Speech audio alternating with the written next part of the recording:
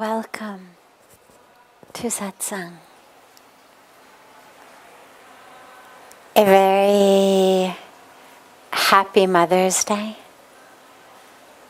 A very happy Ganga Saptami.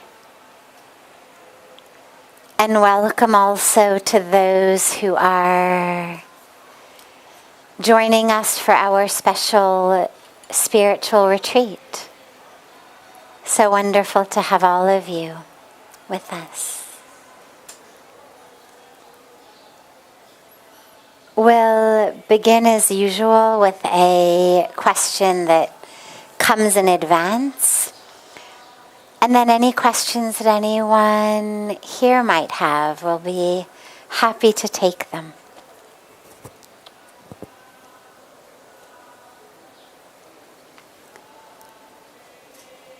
It suddenly dawned on me that I am completely alone in the world. No family, no close friends. I work from home online, so I don't even have co-workers. It never really bothered me before, but today I had a panic attack, worrying about not having anyone to take care of me if anything happened. I am truly afraid.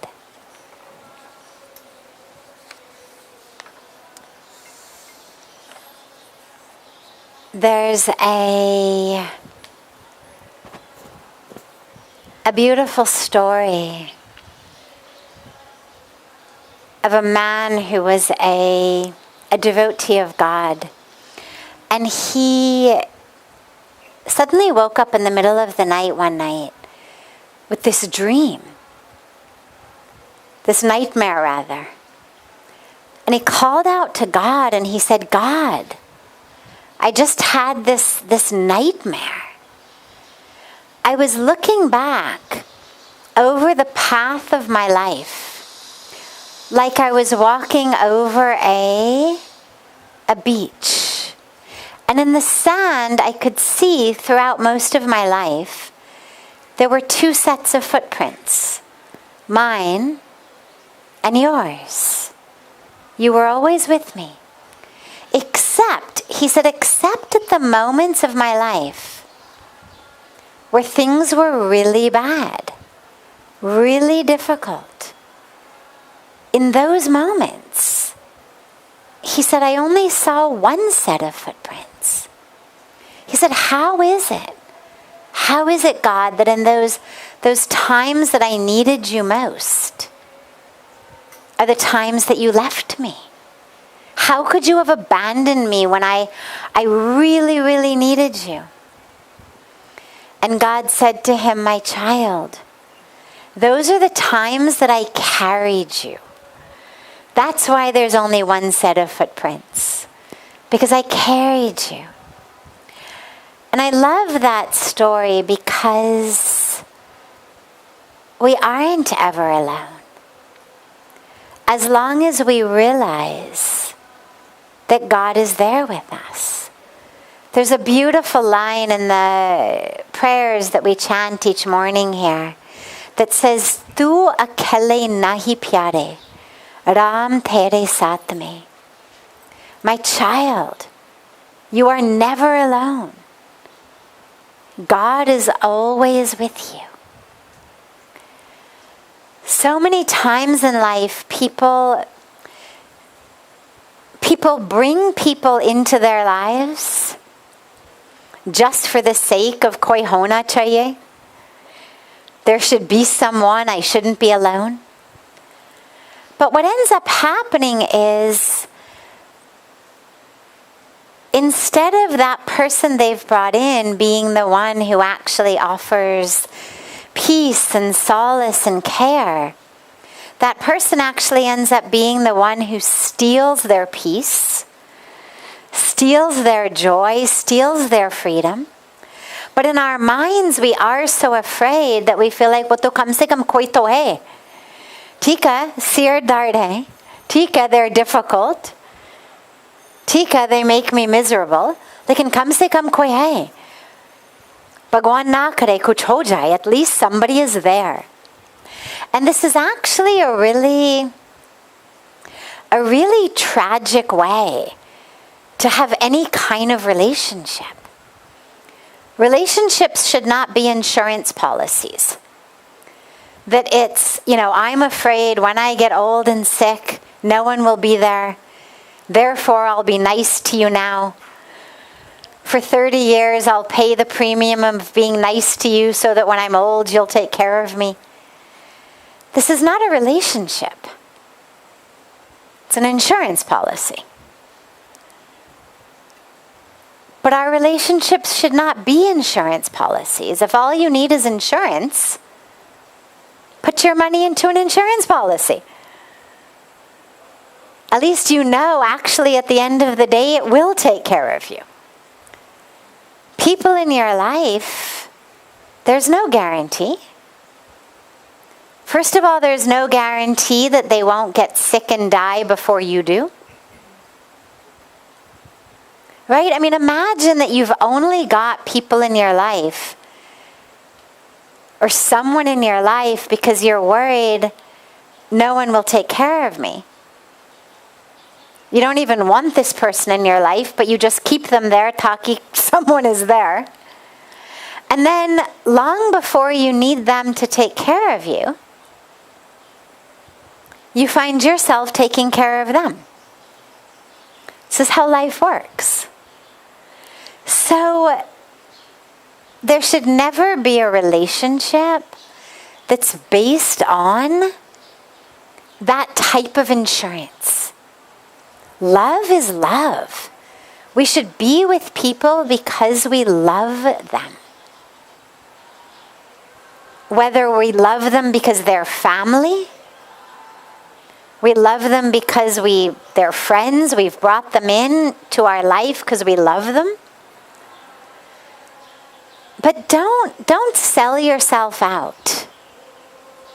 That somehow you are so weak, so insecure, so afraid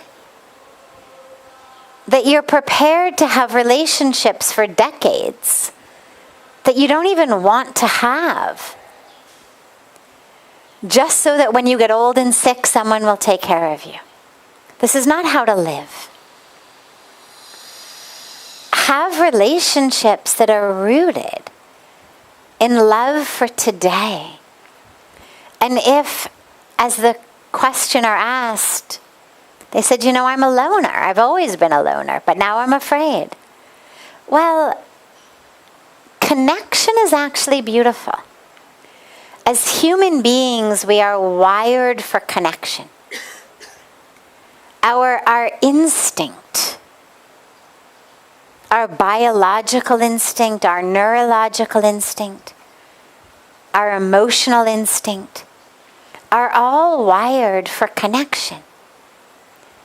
It doesn't have to be romantic.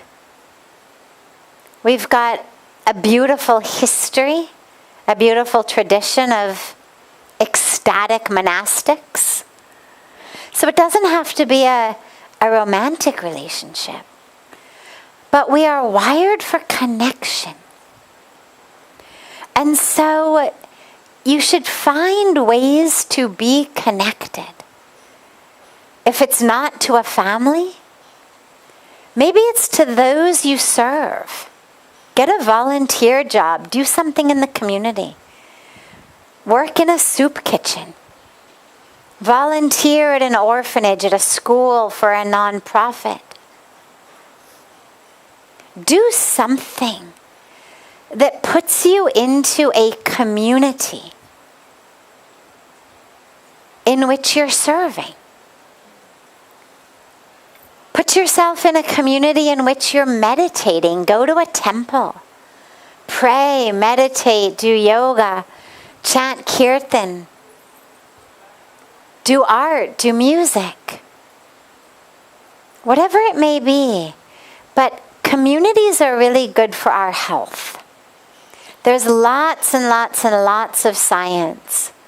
From immunity to psychology to neurology to a beautiful field called psychoneuroimmunology that, as the name implies, actually brings them all together. That gives us really, really clear evidence that community is really good for our health. It's really good for our emotional health. It's really good for our physical health, actually. That's the immunity part. So find a community. Doesn't necessarily have to be one you live in, but obviously the more time you spend in community, the better. And if your work is online, find something that's not online. Now that COVID is, by God's grace, opening up, the world is opening up again, find a community.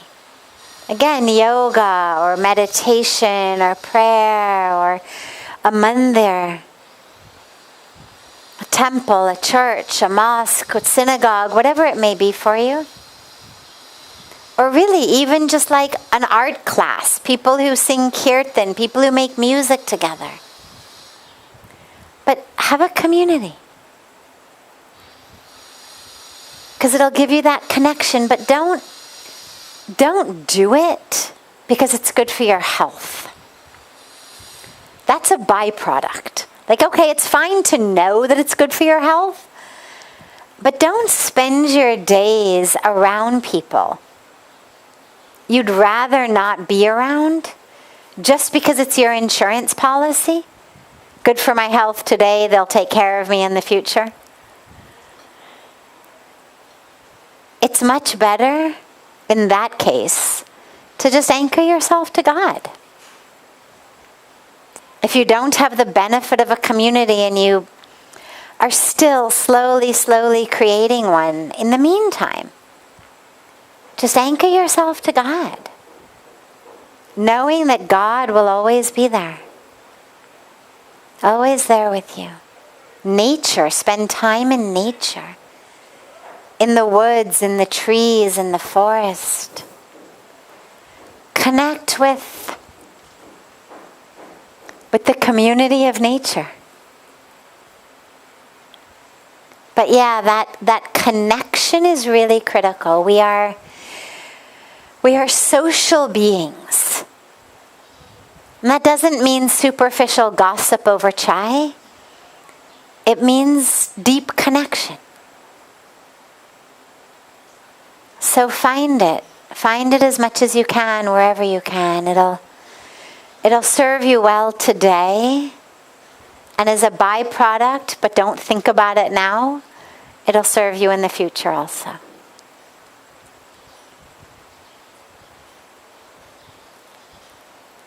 If anyone here has any questions, yes.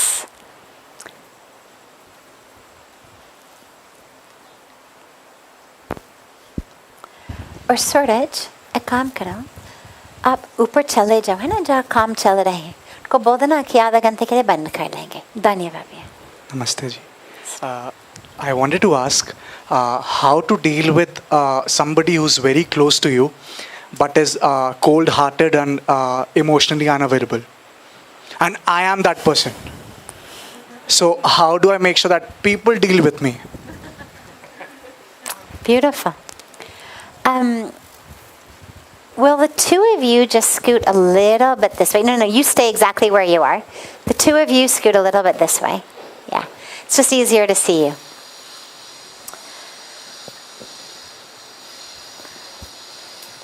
So you have your mic? Yeah. Okay, good. So what is it that makes you feel like you are cold-hearted and emotionally unavailable? A lot of times I don't feel things, let's say I don't miss my parents. I don't miss people who miss me a lot.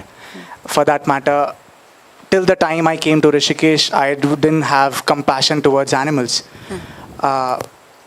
Simple, a lot of things like that make me feel that. But now let's take them one by one. Yeah. what has happened since you came that's given you compassion for animals? If you didn't have it before you came, what has changed? Just for animals, it has changed, I guess, because I've seen people serving animals here a lot, specifically cows. So over a period of time, since I'm here from the past 1.5 months, that's why it has changed, because I've seen cows responding to when I give them some food. Beautiful. So your heart's opened. Huh? But when you feed a cow, bear with me. Yeah. When you feed a cow and the cow is responding, how does it feel inside you? Yeah, happiness, yes. Okay. So where do you feel the happiness? In your elbow? Just inside me, yes. Inside you where? Your liver? Yeah, probably the heart, yes. Yeah, right? You kind of feel it a little warm here? Yeah. Okay. So your heart is opening. Okay. Now, in terms of not missing people who miss you, Yeah. that doesn't mean you're cold-hearted at all, actually. What it means is that, number one, you're able to live in the present. You're here now, rather than being somewhere else. But it also means that you're able to access those people right now. You love them, but that doesn't mean that you are you love them, but you're not longing for them. Now that doesn't mean that your heart is closed. It's actually beautiful. It means that you can feel them with you. That's the goal, actually. The goal of life is not that every one of us should walk through our day clutching our heart because we miss those that we left at home when we went off to the office. Or that we can't go on spiritual retreat because, oh my God, we miss those back at home so much. That's not helpful. That's not emotionally or spiritually beneficial. What's beneficial is to love them, to feel connected to them, to look forward to seeing them when you see them, but to be able to be where you are right now in that moment. So that sounds very spiritual and good to me. What else makes you feel like you're really emotionally unavailable? I guess the very same feelings, because let's say I had a partner. She used to tell me that you don't miss me, and you like, for that matter, very same way it's with my mother as well. So my mother usually tells me that you don't call, you don't, and I don't feel like the entire day passes, 2 days pass, and I do remember them when I'm loving it when I'm talking to them, but when I'm not talking to them, and they are missing me. Like for example, my parents, my ex-partner, or for that matter, anybody who's very close to me. But when I travel 8 to 9 months a year, 10 months a year, so I'm mostly not with them, not with the people who are my parents, or for anybody who's close to me, and I'm always on the go, on the road. So it becomes difficult for them, but I am okay with that. I don't have any problem with that, but they don't feel good with that. Okay. So this is really important, because not just on the level of emotional availability, which we'll come to in a moment, but you see how he's created an entire identity that's not actually how he feels. You're not feeling, oh my God, I'm so cold-hearted. You're not feeling I'm emotionally unavailable. The way that you know that you are, or that you think you are, is based on what people are telling you. So many of us do this. We base our identities on what other people tell us. And this is a really dangerous thing to do. Because then our entire identity gets built up by, wrapped up in someone else's agenda. Let's say, for example, just for a moment, let's take it to an extreme. Let's say that I'm a drug addict, or I'm an alcoholic, but I don't have any money. And maybe you are my husband, maybe you're my father, maybe you're my brother, a good friend, and you have confiscated all of my money because you know if she has money, she's going to go and buy alcohol and drugs. So you give me food, you give me shelter, you give me clothes, but you do not give me cash. Now I really want to go and buy alcohol or drugs. Like I feel like I'm addicted, right? So I'm dying for it. I'm looking all over the house for money. I say to you, give me money. You say no. I scream at you, I hit you, I yell at you, I say, give me money.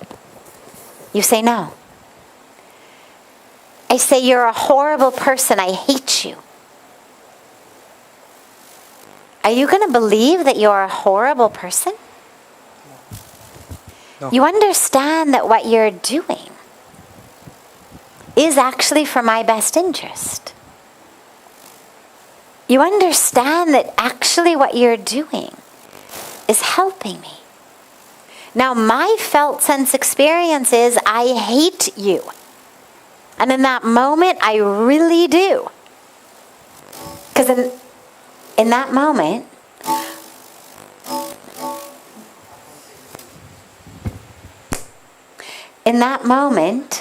all I can do is think about alcohol and drugs. And you're not letting me have my alcohol and drugs. So I'm going to say, you are selfish. You are horrible. And it may hurt you because obviously you love me. You don't want me to suffer. But you're going to know you're not a horrible person. You know that's just my addicted mind talking. And your friends, your support system will say, koi baat nahi, abhi bolne do. Kuch din ke baad she will appreciate it. Now, this is what happens in life. People have their own way of living, their own agendas, their own visions and fantasies of what relationships are like, especially parents with children. Every parent would love their child living down the block from them. Obviously, you should be there, you should be married, you should have a bunch of kids, right down the block. If you're not in the same house, you should be just down the block. This is parents' beautiful agenda. Partner, loved ones, especially when they're women.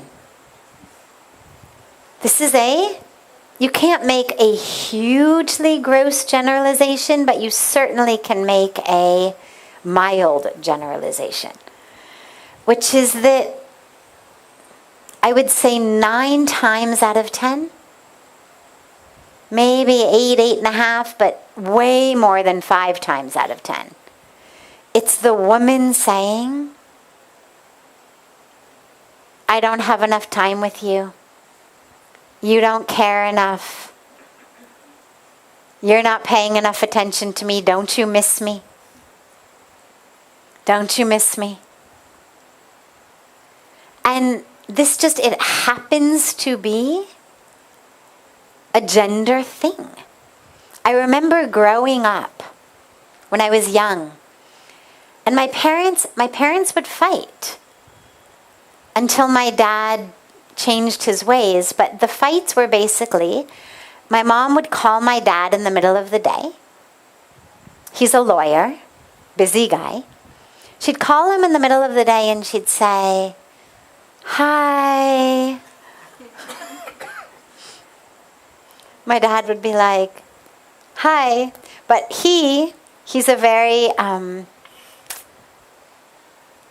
matter-of-fact type of guy. Amazing, amazing, amazing man. Matter of fact, he speaks his mind. He doesn't go around the bush. So, and especially when he's at work. So his way of responding to people was state your business. It's like in Hindi we say, ha, bolo. Bolo. Ha, kya baat hai, bolo. You have something to say, chalo bolo. So my dad's way of saying that was, state your business. So mom would call and she'd say, hi. And dad would go, state your business. And mom, of course, would freak out. Like, who is this man and how dare he? And he's breaking my heart. And then she would cry and yell and get upset. Don't you even have 2 minutes to talk to me? And they would fight. My dad learned, obviously, to stop saying state your business, but he would kind of let her talk while he was doing his thing. She would call and she'd want to tell him about, something that had happened in her day. Oh, I got a call from so-and-so, or I bumped into so-and-so, or, I made a sale. My mom was in business. I made a sale. Okay. In my dad's mind, that's what we have dinner for. Like, I'm going to see you. We're going to have dinner. You're going to tell me. In my mom's mind, it was just connection. Now, what my dad learned over the years was when my mom called, he actually would stand up from his desk, turn around, face the window. His window looked out over LA, and talk to my mom for 2 minutes facing the window. Because he realized that the 2 minutes that he thought he was saving by not engaging with her became a 2-hour fight when he got home. And it was actually a lot easier to just spend 2 minutes to stand up, to take a breath, look out the window, and give her that 2 minute of connection. I share the story because in general, this is how things tend to go. Men cannot understand why, in the middle of a workday, why you would call, hi, like who does that? I'm working. Oh, right, that was the other thing. My mom would say, what are you doing? My dad would be like, working. You think, who asks that? But it's not that she didn't know what he was doing. It's that she was reaching out just to connect. She just wanted to connect. And there does tend to be quite a large gender difference here.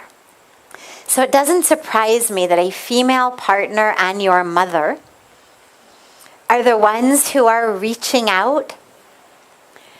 And what I would say is, first of all, this does not mean you are emotionally unavailable. The fact that you're even asking this question and looking to change is incredibly beautiful.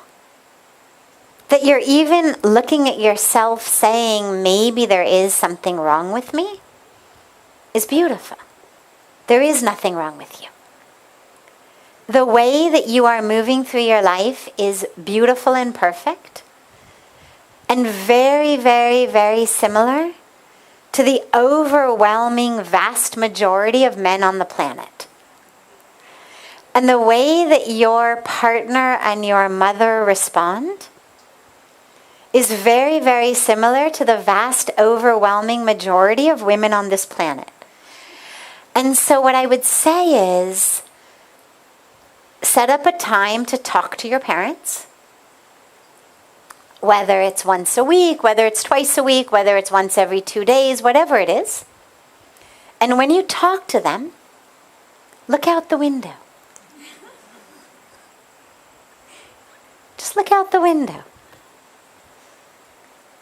Or do something other than look at your phone, your desk, your work. Just be with them. your partner, of course, is an ex already. I would certainly suggest, if you are traveling that much, that when you decide, if you decide to get married or have a new partner, that you make sure it is someone who is happy on her own, really fully engaged and self-sustaining, excited about her life, her work, not looking to you to fill up every day,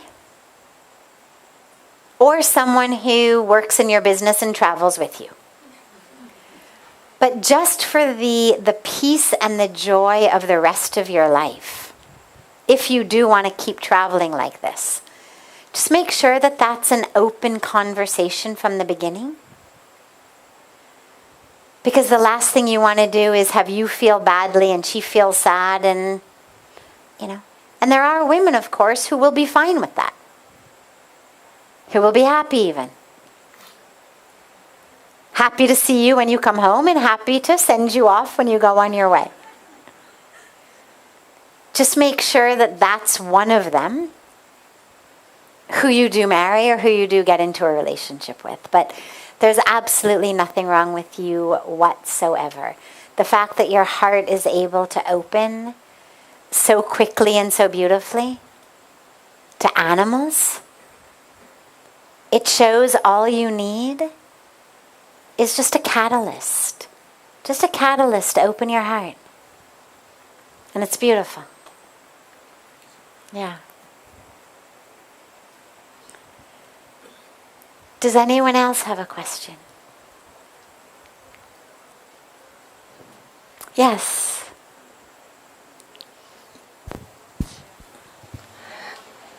Mm-hmm. Okay. So I have a question about menstruation. I know that this topic is kind of taboo, but I also know that you have a great work speaking about this. So recently some Indian friends told me that during menstruation women should not attend to fire ceremonies, go to sacred mandirs and those kind of things. So I would like to know why. Great question. So, traditionally, it's built into the culture that when women are menstruating, they are considered, it's not unclean. That's how it gets mistranslated, but it isn't that. But just that their energy is such that they should not be in the kitchen, in their husband's bed, in the temple, or engaged in religious sorts of activities. Now, when I first came to India, this troubled me a lot. Because it was explained to me as in, it's unclean. Things like, for example, if I was sitting with Pujya Swamiji, any other day of the month, I could get up, go into the kitchen, get him a glass of water, come back and give him a glass of water. On those days, I had to get up, go out, find one of the boys, tell the boy to bring him a glass of water, and I was like, this is ridiculous. Why? Normal days, if there was a pen on the table and he needed a pen, I could pick it up and hand it to him. On the days that I was menstruating, I could pick up the pen, but then I would have to put it on the table in front of him, and then he would have to pick it up, like energetically. Even though our hands never touched, I mean, a pen is long, I'm holding one end, he's grabbing the other. Nonetheless, it was as though something was... And I was 25 when I came. So first few years, I'm 25, 26, 27. And I remember so many times saying, I promise, it's not contagious. Like, trust me, really, I guarantee, not going to happen to you.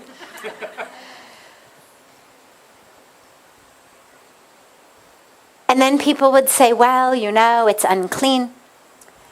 And I remember saying, let me get this straight. I use menstrual products that are creating a situation where there isn't actually any blood coming out of my body. There is no blood actually exiting because my menstrual product is inside my body. Later, when I'm in my room, I will take it out. I will wash my hands with soap and water. Nonetheless, my hands are, that was the other thing I used to say, is I don't menstruate from my hands. Like, my hands are clean. And it used to baffle me. I would say, now wait, I change my menstrual product. I wash my hands with soap and water. Nonetheless, I can't hand you a glass of water or a pen. And this is a country where people wipe themselves with their hands, don't use soap,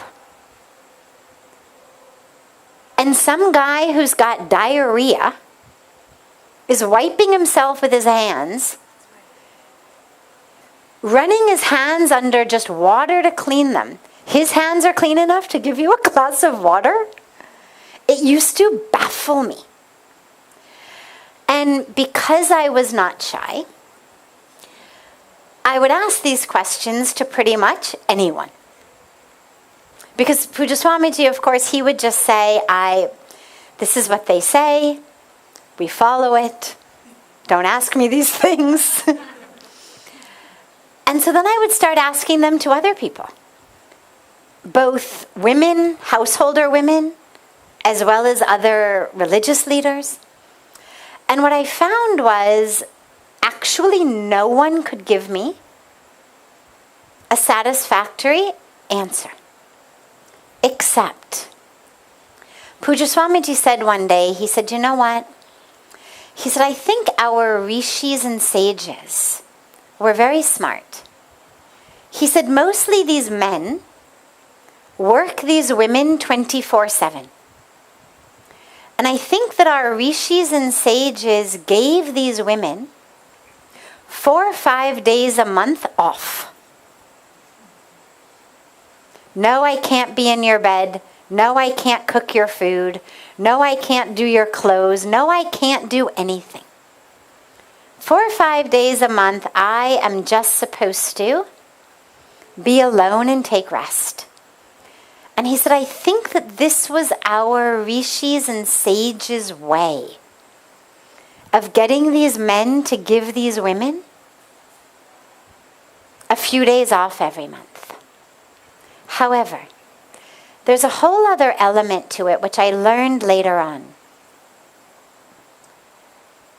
which is the energy is different and it is actually palpable. So for example, even though Pujya Swamiji in his mind didn't have any reason for why it was unclean, he would know.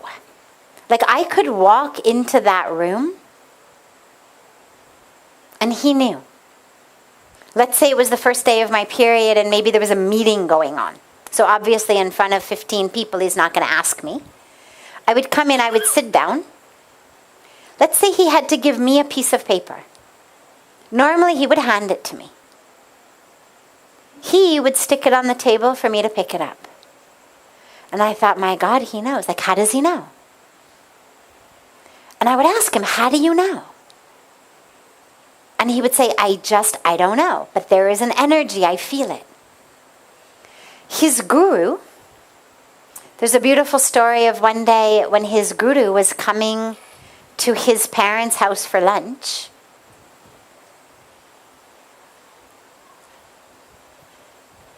They're coming up to the house. Pujya Swamiji's father, Pujya Swamiji's there. They're walking with the Guru. They get to the doorway of the house. And the Guru stops and he says to Swamiji's father, he says, "Are you sure I'm supposed to have my lunch here today?" And Pujya Swamiji's father was like, yes, absolutely, please, Guruji. And the Guru says, just go in and confirm with your wife that really my lunch is supposed to be here today. And Swamiji's father goes in and he asks Pujya Swamiji's mother. And lo and behold, it turns out that actually she's menstruating. Now, he hasn't even entered the house, but he could feel it. There is a difference in the energy. Now, there are cultures in the world, indigenous cultures, in which women on their moon cycle also go off alone, because it's considered a time of great power. It's not a time of illness or uncleanness. It's a time of great power, energetic power. But even in those indigenous communities, she is separate. I remember I had a friend growing up who was herself, Caucasian American, but her family had joined this commune, her parents had joined this commune of Native Americans. It was, the early 70s, and they were living in this commune of Native Americans. And my friend was growing up in it. And we were maybe 9 or 10. And I remember her telling me that she couldn't wait until she started to get her moon cycle, because then she was going to be able to go off. And they had a name for it, I forget what it was, but a name for the little hut that the girls and the women would go when they were menstruating. And it was seen as this great, beautiful thing. So there is a difference in energy. It's not unclean, it's not wrong, it's not bad. But nonetheless, by ancient cultures across the globe, it is seen as different. And it is seen as a time in which women are encouraged to go within. To not just pretend that the energy isn't different, but to tap into that energy. It really is. It is a moon cycle, because we are in alignment with the movement of the moon and the earth with relation to the moon. That's really powerful. And this is where, our work around ending the taboo of menstruation is. It's not about, let's pretend menstruation doesn't exist. This is not an illness. People talk, sadly, you'll hear women and girls talk about my monthly problem. And one of the things that we've been so committed to in the behavior change campaigns and messaging is that it's not a monthly problem. It's a monthly blessing. It's a monthly opportunity to remember. I menstruate because I have the power of the Creator in me. Pre-puberty and post-menopause, we cannot create. Where there is menstruation, there can be creation. And so it's this beautiful opportunity every month to recognize and celebrate. I am this creative force. And that's something that we're really working to help change, not a monthly problem, a monthly blessing. I remember when I first came to India, I would hear people would say, "I'm down," which I didn't know was slang in India for "I'm on my period." And as a psychology student, I thought I'm down means I'm feeling sad, yeah. And I would always say, oh, let's go for Aarti, let's go to Ganga, come. And they'd be like, no, I can't, I'm down. And I would think, that doesn't make any sense, it'll make you feel so much better. And it wasn't until some time later I finally learned what it really meant. So in terms of holy places, on a purely logistic note, here's how I've navigated 25 years. And that doesn't mean it's the right or the only way, but it comes from asking a lot of questions. It was important to me to honor and to respect this cultural tradition, even though I didn't understand it, even though it made no sense to me. Nonetheless, it felt very critical to me to honor it. And so I always made sure I didn't go to temple. I didn't touch holy things. I didn't give Pujya Swamiji a glass of water. I didn't do the things. I didn't go into our kitchen. I didn't do things that I was told I wasn't supposed to do. But in terms of Ganga, what I was told really clearly was, go to Ganga, no problem. Be there for the Aarti, no problem. Just don't touch it. But be there, pray, no problem. Be there, enjoy. It's Ganga, she's the mother. So on the one hand, we consider her banks a temple. But in this particular regard, no problem. Be there, come for the Aarti. But it's just not the time to actually touch the Aarti. I was also told that when you do japa, not to use your japmala. And that bothered me. Because I felt like, but it's God, right? It's me and God. But again, I wanted to really honor it. And of course, because I didn't know, I thought, there really may be something here and I'm just not aware of it. I got myself a second mala. It's like, all right, so this is my non-menstruating mala. And this is my menstruating mala. So I did japa. I just did japa with a different mala. So you'll figure out ways to navigate it that feel right to you. But I think to honor it and acknowledge it is something that all of our ancient traditions have done. And so it's beautiful and important. And out of respect for the culture that has embraced us, we honor it, whether we understand it or not. And on the personal level, just whatever feels right to you. Do puja in your room, don't do puja in your room. Use your japmala, don't use your japmala. Entirely up to you. Absolutely. Beautiful. Have a wonderful, beautiful rest of your evening. A beautiful, beautiful day to our family joining us online. Happy, happy, happy Mother's Day. Happy Ganga Saptami. And so much love to all of you.